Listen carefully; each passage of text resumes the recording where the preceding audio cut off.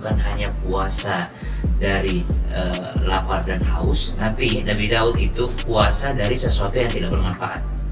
Maka tolong patahkan kakiku ya. Subhanallah, ngeri banget. Fa innaha nikmatun minka alayya, karena sesungguhnya itu nikmat dari pengen dihindarkan dari musibah akhirat. Maksiat yang menyebabkan susah di akhirat. Betul.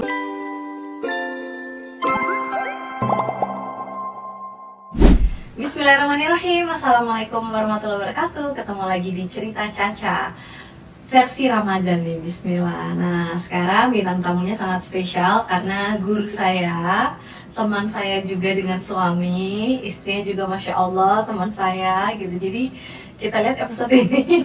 Tapi harus serius, sekarang kan ilmu serius ya. Tentang Ramadan minta tamunya Ustaz.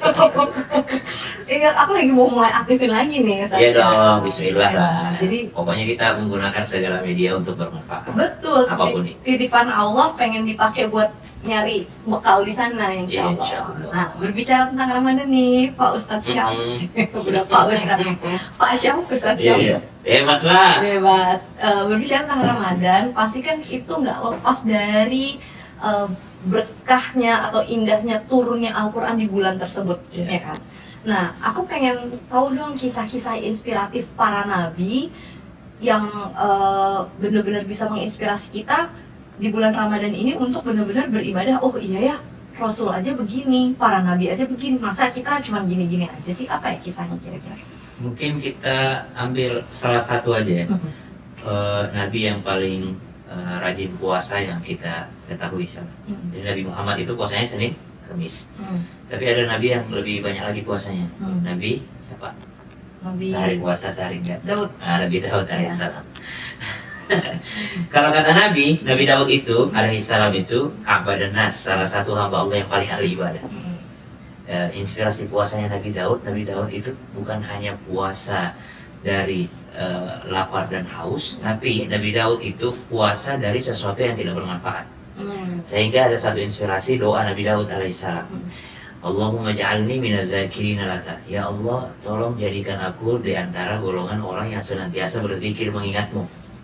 Wa idza tarani, kalau engkau melihatku ya Allah, di saat engkau melihatku menuju sebuah majelis yang tidak mengingatmu.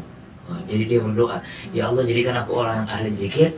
Tapi kalau seandainya suatu saat engkau memandangku dan aku sedang menuju tempat majelis al-ghafilin, tempat orang yang tidak mengingatmu ya Allah, maka kata Nabi Daud, faqsur rijali fa innaha ni'matun minka alayya. Maka tolong patahkan kakiku ya. Subhanallah, ngeri banget. Fa innaha nikmatun minka alayya, karena sesungguhnya itu nikmat dari. Oh gitu. Jadi apa hikmahnya coba? Yang pertama dia pengen jadi ahli zikir. Yang kedua, pengen dihindarkan dari musibah akhirat.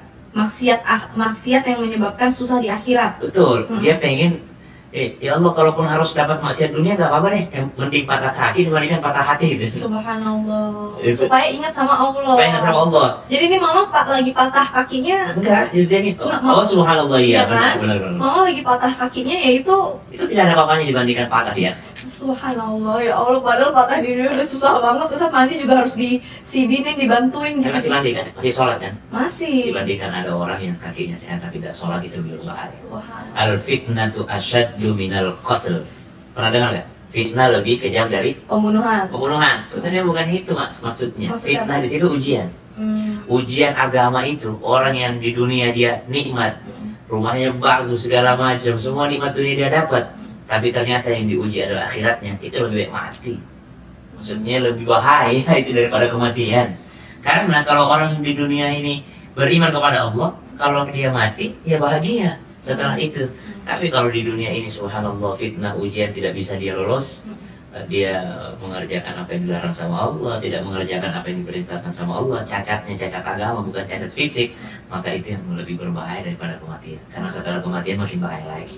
Jadi kalau ditanya inspirasi puasa dari para nabi, saya nyebutin seorang nabi yang memang terkenal puasanya, yaitu Nabi Daud alaihissalam. Dan ternyata puasanya diisi dengan berzikir kepada Allah, dan beliau minta seandainya pun saya harus dapat musibah dunia tidak mengapa, yang penting bukan musibah akhirat. Faqsur rijali fa innaha nikmatun minka alayya. Saya lebih senang kakiku patah dibandingkan aku nyampe ke tempat yang tidak mengingatmu ya Allah. Oh, maksudnya itu, jadi mendingan patahin aja dulu kakinya supaya nggak usah nyampe ke tempat maksiat. Bener, maksudnya gagalkan aku ya. Iya. Ini mulai diamalin sama seluruh penonton cerita Caca, tapi sampai setengahnya aja. Allahumma ja'alni minal dzakirina lak aja. Kita nggak berani deh Nggak ngomong berani, gitu. karena kalau kita gitu Allah kabulin bener. Iya, tapi di antara keimanannya gitu ya, orang yang berpuasa. Kenapa saya sampaikan ini sebagai cerita inspirasi seorang Nabi Allah? Karena kadang-kala kita menghilangkan pahala puasa kita karena tidak berzikir. Lisan ini kalau tidak berzikir, maka dia akan mencari kesibukan yang lain. Hati ini kalau nggak ingat sama Allah, maka dia akan mencari kesibukan yang lain. Kalau kita tidak sibuk dengan Al-Quran, maka pasti kita mencari kesibukan yang lain. Kalau kita nggak sibuk dengan ibadah pada saat puasa ini, maka kita akan mencari kesibukan yang lain yang bisa berpotensi menghilangkan pahala puasa. Jadi sebenarnya nih, mau di bulan Ramadan atau tidak di bulan Ramadan, mau lagi puasa atau tidak puasa pun, kita harus melatih diri, mensibukkan hati, pikiran tuh untuk connect terus sama Allah berarti. Sambil nyetir, iya. sambil buka WhatsApp, sambil apapun, pokoknya tetap zikirnya tuh harus jalan terus gitu maksudnya. Benar, termasuk diantaranya kan Nabi SAW kenapa memakruhkan orang bepergian sendiri. Karena kalau bepergian sendiri itu berbahayanya dia disibukkan dengan sesuatu yang tidak bermanfaat. Tapi kalau ada teman yang bertakwa, gitu kan, bisa mengingatkan dia berjamaah, bisa mengingatkan sesuatu yang baik. Artinya tidak boleh kita mengisi sesuatu itu dengan sesuatu yang tidak bermanfaat.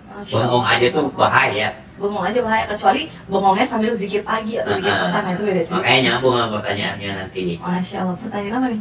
Tidur, kenapa tidur berpahala? Oh gitu, karena Daripada maksiat lebih tidur. oh gitu, tapi bukan berarti oh udah puasa aku tidur aja, soalnya kata Ustadz Syam tidur berpahala, nggak boleh gitu juga ya. Kalau memang dia bangun tapi membuat dia selalu berpikir, aduh gue gak kuat nih, ya silakan tidur gitu. Daripada ngeluh terus, daripada dia marah-marah terus, daripada sesuatu yang menghilangkan pahala puasanya. Sedangkan hukum tidur kan ya mubah, boleh. Sama tidak melewati sholatnya, sholat zuhurnya, asarnya, maghribnya. Jangan sampai juga tidur terus, akhirnya siangnya semua full tidur. Subhanallah, karena emang tingkat keimanan orang, pelatihan diri untuk tiap orang juga beda-beda gitu ya. Baik, kalau gitu jazakallah khair Ustadz Syam, insyaallah kita ketemu lagi. Sekian dari kami, wassalamualaikum warahmatullahi wabarakatuh.